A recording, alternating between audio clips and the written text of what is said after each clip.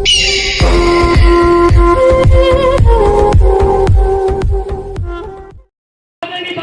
जी को आमंत्रित करता हूँ कि वो आए और हमें सम्मिलित है।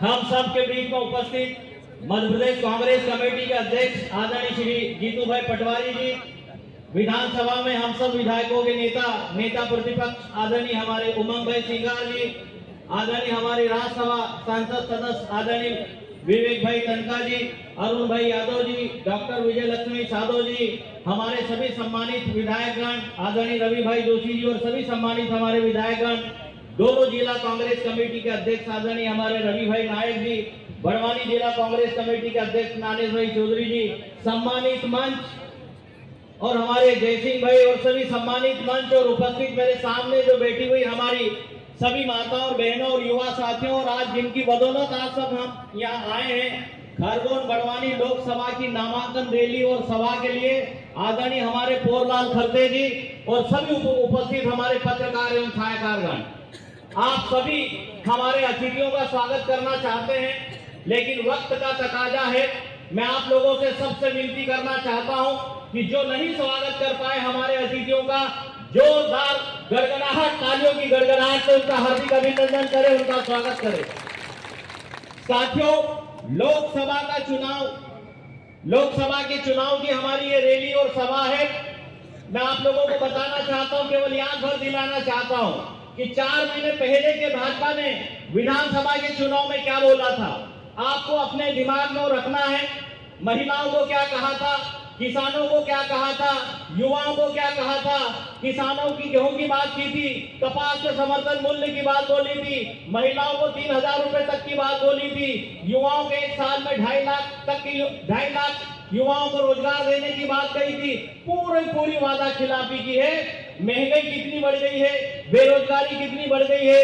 इसके बाद इसके पहले की लोकसभाओं की हम बात करें, चाहे 2014 की लोकसभा की बात हो, 2019 के लोकसभा की बात हो, या उस समय की 2013 और 2018 के विधानसभाओं की चुनाव की बात हो, जब हम विधानसभा में पूछते हैं कि आपने जो वादे किए थे, तो वो मजाक उड़ा देते हैं। वो बोलते हो तो हमारा चुनावी मजाक था, वो तो हमारा चुनावी जुमला था। मैं आप लोगों को बताना चाहता हूं, दमदारी से हम लोग विधानसभा में आपकी बात को हम उठाते हैं हमारे विधायक साथियों के सबके साथ। और जब 13 मई को जो चुनाव पड़ेंगे और हाथ के पंजे का बटन दबाकर भाई पोरलाल खरते जी को आप जिताकर भेजेंगे, हम विधानसभा में आपकी बात उठाएंगे, पोरलाल खरते जी देश की संसद में आप लोगों की बात को उठाएंगे, और पूरे जो वादा खिलाफी करने वाले ये भाजपा के लोगों को हम ढेर कर देंगे।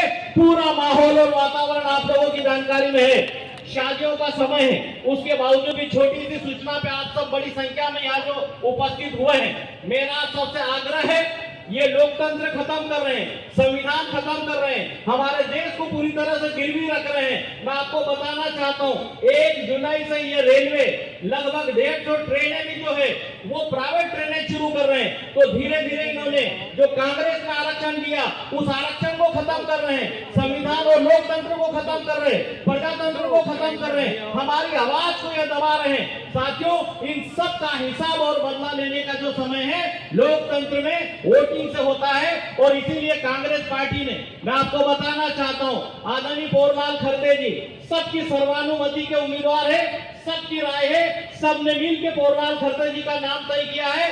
बस अब आप लोगों के हाथ में कमान है, 13 तारीख को हाथ के पंजे का बटन दबाकर भारी बहुमत से चुनाव जिताना है। फिर मिल के काम की बारी आई है, हम कहीं पर भी आपकी बात नहीं बिगड़ने देंगे। कहीं भी समाज में, ग्राम पंचायत, जनपद में, सेक्टर में, मंडलम में किसी भी समाज की बात हो, क्षेत्र के विकास की बात हो, हम आपकी बात को नहीं बिगड़ने देंगे। दमदारी से सरकार वालों से ज्यादा ताकतवर तरीके से हम आपको काम करके देंगे।